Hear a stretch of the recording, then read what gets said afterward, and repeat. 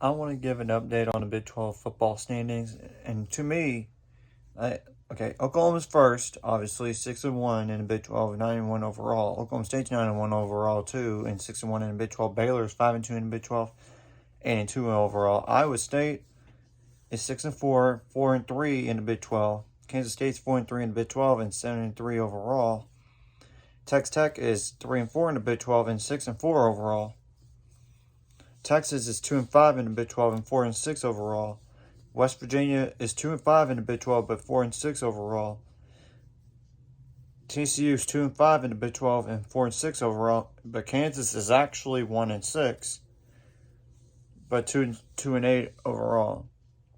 To me, the closest teams to make the Big 12 title game are Oklahoma, Oklahoma State, and Baylor. I'm sorry to Iowa State, you're out of it.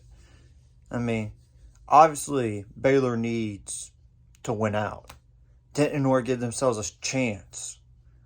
But they're going to have Oklahoma lose one more time, which is possible because they do play Iowa State this week in Norman. And we know Baylor's defense kind of laid a blueprint on how to frustrate Oklahoma's offense and shut them down.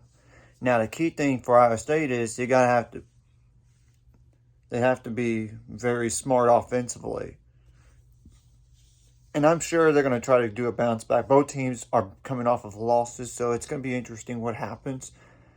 And Oklahoma State this week, it does have a trap game with Texas Tech and Lubbock. So there's that, and Oklahoma, obviously. And we know that. And I'm not going to say Baylor is going to beat Kansas State necessarily, but they should. But it's a trap game this week on the road, especially. And then Texas Tech the following week. And here's the thing.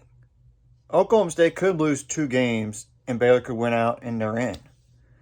But the likelihood of doing that, of that happening, Oklahoma State losing twice, I don't see it necessarily. I would rather say Oklahoma State win out. Baylor, you need to win out.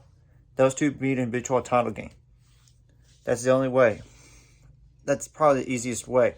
Because let's just say, for instance, Oklahoma loses, they lose this week, but they beat Oklahoma State.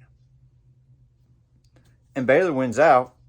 Things get just messy on tiebreakers.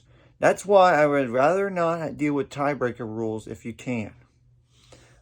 On point differential, which can be used if needed when there's three or more